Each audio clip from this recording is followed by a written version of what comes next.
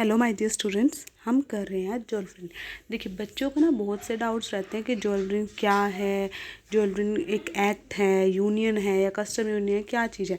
देखिए स्टूडेंट्स, अगर आपको मेरी वीडियोस पसंद आ रही हैं तो प्लीज़ मेरे चैनल को सब्सक्राइब करें और वीडियोज़ को लाइक करें। आप कमेंट करके मेरे को बता सकते हैं कि मैम आप प्लीज़ ये टॉपिक पढ़ा दीजिए, तो मैं वही टॉपिक पढ़ाने की आपको कोशिश करूँगी। ओके, तो हम कंटिन्यू करते हैं। हमारे पास जो ज्वेलरी है स्टूडेंट, ज्वेलरी क्या है? एक कस्टम यूनियन। ध्यान रखिएगा, क्या है? एक कस्टम यूनियन है। उसके बाद ये कहता है jewellery was formed at the initiative of Prussia, यानी कि सबसे पहले ज्वेलरी को बनाने का जो इनिशिएटिव था वो किसने लिया स्टूडेंट? प्रूशिया ने लिया था। उसके बाद जाके कहीं जर्मनी के कुछ स्टेट्स ने क्या कर लिया था? ज्वेलरी को ज्वाइन कर लिया था। अब basically jewellery form liberalisation trade significantly, यानी कि जो हमारे पास जो ज्वेलरी था ना वो बेसिकली जो ट्रेड में, यानी कि आपके व्यापार में लिबरलाइजेशन मतलब छूट लाने के लिए किया गया था। ठीक है, अब इसके सिग्निफिकेंस क्या क्या थे, मतलब कि क्या क्या छूट आ गई थी उस कार्ड में। फर्स्ट ये कहता है इसने क्या कर दिया था? It reduce the number of currencies from 30 to 2। इसने क्या कर दिया स्टूडेंट? जो उस टाइम पे करेंसी थी वो 30 तरह की अलग अलग करेंसीज थी। ठीक है, उसने इसको क्या कर दिया? उसने कम करके 30 करेंसी में से काट कर सिर्फ 2 करेंसी रख दी। नेक्स्ट आपको बोलता है the union abolished tariff barriers, यानी कि हमारे ज्वेलरी यूनियन ने क्या कर दिया? जो भी हमारे पास टैरिफ बैरियर्स थे उनको हटा दिया।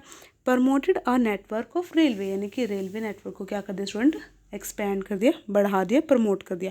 आप बोल सकते हो एक्सपेंडेड रेलवे नेटवर्क्स। ओके, अब ये कब फॉर्म हुआ? ये हुआ 1834 को। अब हमारे दिमाग में स्टूडेंट एक क्वेश्चन रेज होता है कि मैम ये ज्वेलरी एक्ट बनाने की ज्वेलरी जो कस्टम यूनियन है इसको बनाने की नीड क्या पड़ी? क्यों? वाई?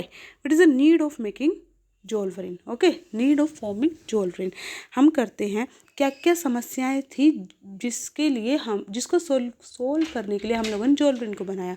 तो पहले हमारे पास ये कहता है because the traders have to pay so many taxes, क्योंकि जो हमारे ट्रेडर्स थे उनको ना बहुत सारे टैक्सेस क्या कर रहे हैं स्टूडेंट? पे करने पड़ रहे थे। तो उन टैक्सेस को कम करने के लिए, रिड्यूस करने के लिए क्या बनाया था? हमारा ज्वेलरी कस्टम यूनियन बनाया था।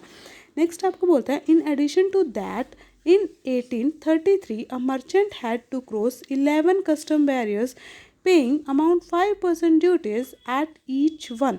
ये कहता है आप इसके अंदर एक चीज़ और ऐड की इन्होंने, क्या?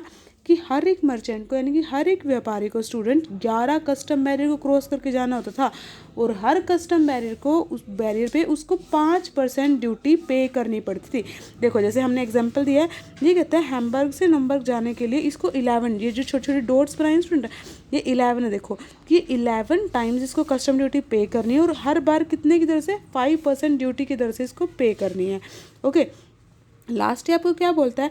Also at that time Europe had around 30 different types of currency, यानी कि उस समय में यूरोप में क्या थी? 30 तरह की अलग अलग करेंसीज थी, पैसे थे, और making it difficult for the merchant to trade.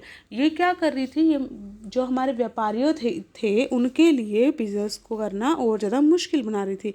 तो इसीलिए हमें किसकी नीड पड़ी स्टूडेंट? हमें नीड पड़ी ज्वेलरी को फॉर्म करने की। और कब आ गया ये आ गया हमारा 1834 में, और ज़्यादा समस्या कब डेवलप हुई स्टूडेंट? हमने पढ़ा भी 1833 में। आई होप कि आपको समझ आया होगा ज्वेलरी क्या है, ज्वेलरी कस्टम यूनियन है। अगर आपको वीडियो पसंद आई है स्टूडेंट तो चैनल को सब्सक्राइब करें, वीडियो को लाइक करें और कमेंट करके आप बता सकते हैं कि आपको कौन सा टॉपिक पढ़ना है। Okay, thank you and have a nice day.